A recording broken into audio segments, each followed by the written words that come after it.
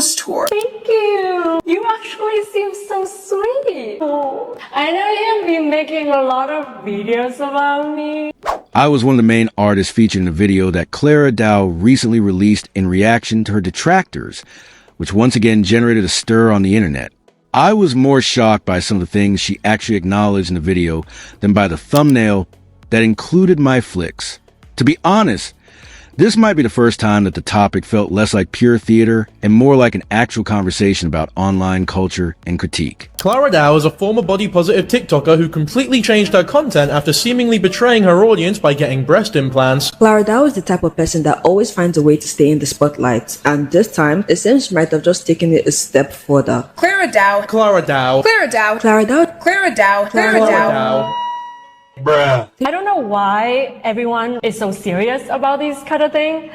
To me, I feel like it's just who I am. It's just how I am as a person. Now, people have been very split on this. Obviously, some people don't like when women launch OFs. Other people are like, her body, her choice. She can do whatever she wants. But if I had to guess, it's not actually for the money because she's advertised how much money she has through house tours before, and we'll look at one in a second. I think it's more of just a way to get engagement. And She's right, like I said in a lot of my content. I was completely taken aback by Clara's sincere agreement with one of my opinions, which I honestly did not expect to hear, though my most recent criticism focused more on how controversy significantly boosts online attention.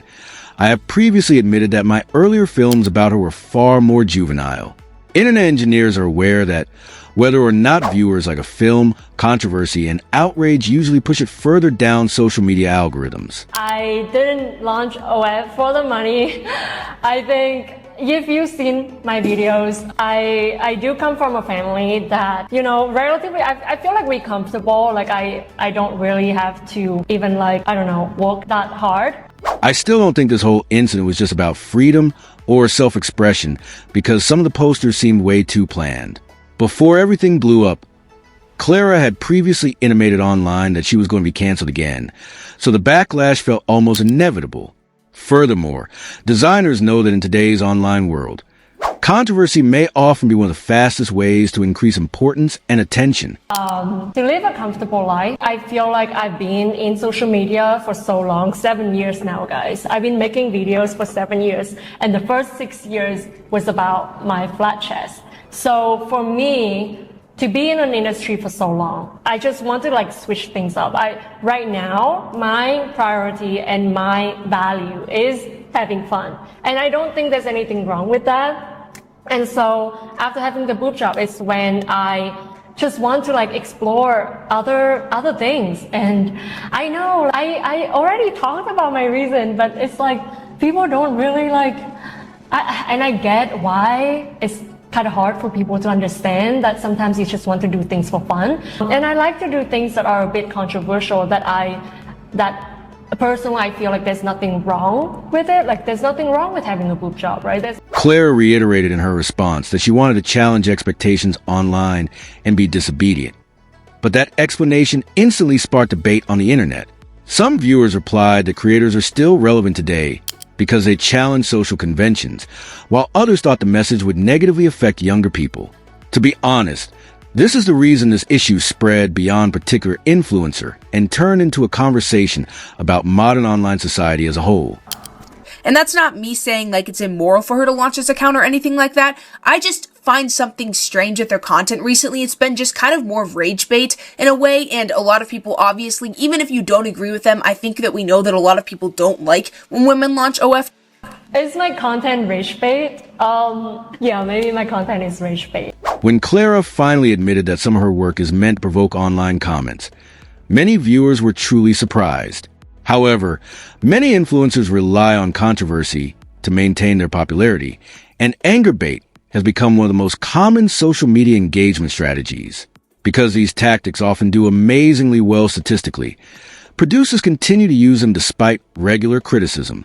But also, it's just how I am. Accounts, I personally obviously think it's perfectly fine. I don't care what people think. It's your body, your choice, but it still is. Exactly. I think a lot of people don't like when girls launch OF. I understand the reason. Obviously, they say that is, glorifying the objectification of women's body. Okay, so again, Clara agreed with one of my points, which makes this discussion far more interesting than I had expected. I've always thought that an adult woman's choice to create certain content online ultimately belongs to her, even if some people disagree. I think it is possible to have thoughtful discussions without rapidly turning into hate speech or personal attacks, despite the fact that this topic is definitely controversial online. But to me, I feel like, being on OF is definitely not for everyone. It's for a very specific type of person with very specific type of personality. I just feel like, honestly, my honest opinion on it is people don't like when women take charge of the objectification they're gonna face anyway. I definitely value Clara's viewpoint because a lot of criticism of women on the internet goes beyond mere content opinions. Women are already routinely objectified by society, but the backlash suddenly escalates when they take control of their own image or make business decisions.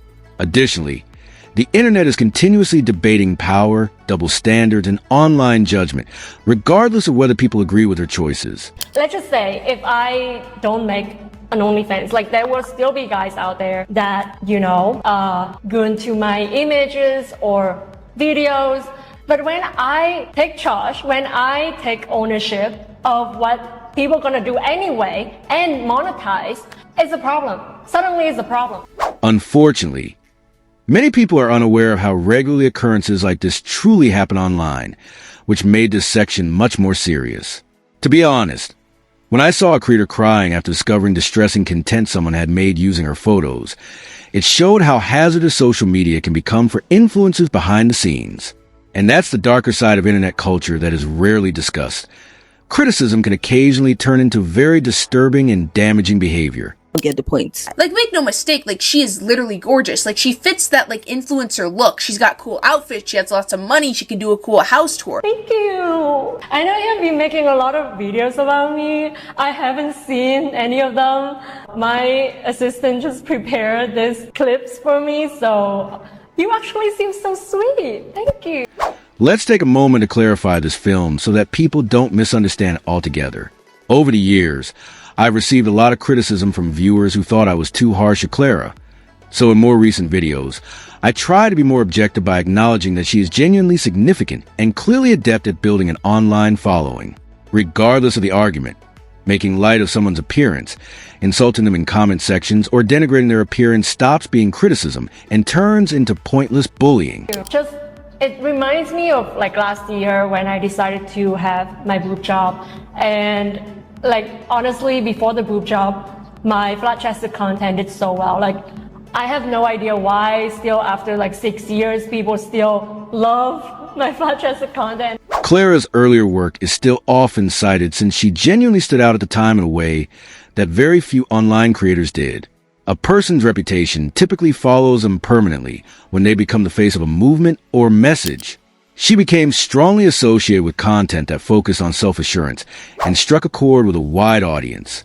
To be honest, even though her recent controversies changed some people's beliefs, the fact that viewers are still talking about that impact today shows how effective her platform was in the first place. And I could keep doing flat-chested content forever and be so well-loved, so successful. But it just got to a point, right? It just got to a point that I got bored with it and I like to change my direction. Same with this. It just got to a point that I want to do other types of content. I want to venture out into new things. To be honest, this reaction confused a lot of people because it appears more hard to say, I got bored of it, than it actually is. Even if the internet is evolving quickly and producers must surely adjust their content, many viewers think you may alter your style without completely losing the original message your audience connected with. This became troublesome because people were reacting not only to the change in content, but also to the sudden shift in the platform's identity. And OF happens to be this thing that I'm working on. I have no idea, maybe next year I'm going to be on something new. Your audience so you can look slightly better in your own eyes. Oh my god. Abandoning my own audience to look slightly better in my own eyes. I don't even know where to start because I feel like when she said that, it implies that I and my audience must have relationship when I take their feelings into consideration before making my decision. The difficult part of being an influencer is that once you build a community around a message, audiences automatically become emotionally invested in it. When Clara's content orientation abruptly shifted after she originally became well known for promoting body acceptance and confidence, many viewers were confused. Furthermore, even while artists are free to change over time, online audiences will almost always be skeptical of big rebrands if they appear disconnected from the original message that created the platform. And I think that it's not really the most healthy way to look at things, because then it is parasocial relationship, if you say it like that, right? And I don't think parasocial relationship is healthy for anyone, for the creator nor the fans. And so I feel like we are all separate individuals. I just happen to make content and post my content online. I just happen to make this specific type of content for a long time. And I understand that people follow me, a lot of girls follow me for that message. But ultimately, this is my life and this is my content. And so I don't feel like I abandon anyone. However, I don't think it's always parasocial for people to notice when a creative significantly modifies the image or statement they first promoted online. People naturally react emotionally when they see a major shift in the person they have supported, since fans are the main source of platforms for influencers. To be honest, the answer says a lot about how much internet personalities may influence the communities they build over time. I'm not going to go on with that. We'll leave that in the past. But at least she produced a wholesome energy. Now, she doesn't have that. And that's not her audience's fault. That's how she puts herself online. I don't know why it's such a problem that I'm not the same as I was a year ago or 2 years ago. Why is that a problem? And when she loses all her female supporters, of course, she feels like she's been wronged. That's the funny thing about people that are blinded by the vanity. Okay, I'm not going to say it's Clara's fault. I'm going to say this is just human nature. It's a human default to be stuck in your vanity when you feel scared. Okay, so suddenly everybody online with a commentary channel becomes a therapist and can diagnose other people as broken. I don't think Miss Wei was trying to diagnose Clara with a serious illness. Strong criticism like that is quite common in online creative culture, and from what I could tell, she was only voicing her own opinion based on how she saw the situation. Ultimately, if someone is well known online, people will unavoidably assess, criticize, and form opinions about their behavior, whether positive or negative. Insecure, scared, whatever other words that she used, suddenly Put on the armor of self-obsession and vanity. She leaned into her vanity and now she's attracting the male gaze. I don't. Honestly, guys, my male audience has always been there. I also noticed a number of comments stating that Clara's content shifted from advocating for women to seeking greater online male fame.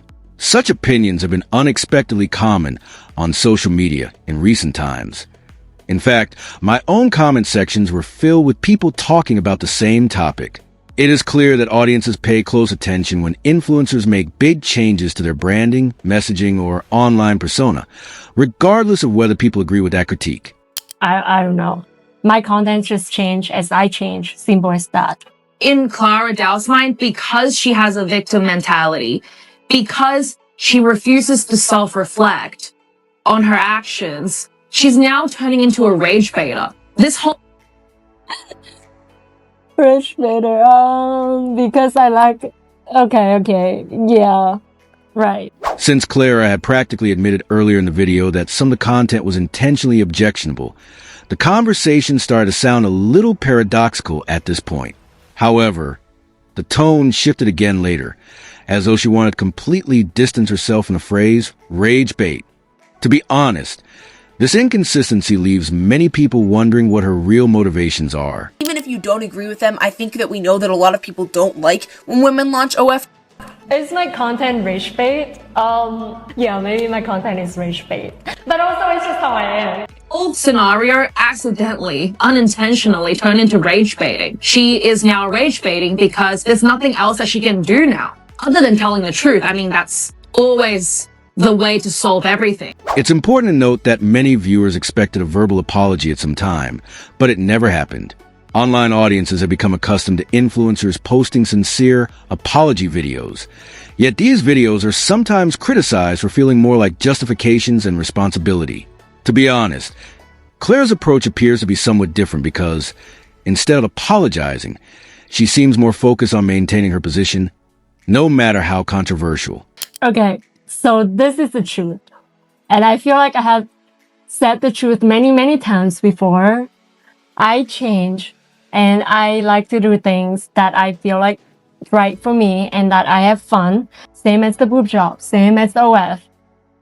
I know who I am, and yeah, that's the truth. As long as it conforms with platform criteria, I don't think someone should be canceled or singled out for just publishing something upsetting online. However, constantly relying on rage bait for attention can be emotionally taxing because online debate usually produces short-term engagement rather than long-term satisfaction.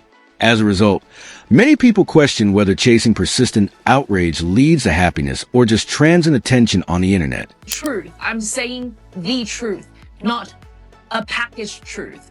The actual truth. It's the best way to fix something, but the hardest for some people because it takes a great amount of vulnerability and strength because it exposes who you truly are. It makes You only accept something as truth if that means the person has to be like, oh yeah, I did it because I'm so insecure. I did it because I am so broken. In the end, it is definitely Clara's decision if she is genuinely happy with the direction of her material. But when conflict takes center stage on someone's platform, viewers must question whether the assurance shown online truly matches reality behind the scenes. Since none of us truly know what influencers are thinking in private, online audiences often find up disputing intentions rather than facts.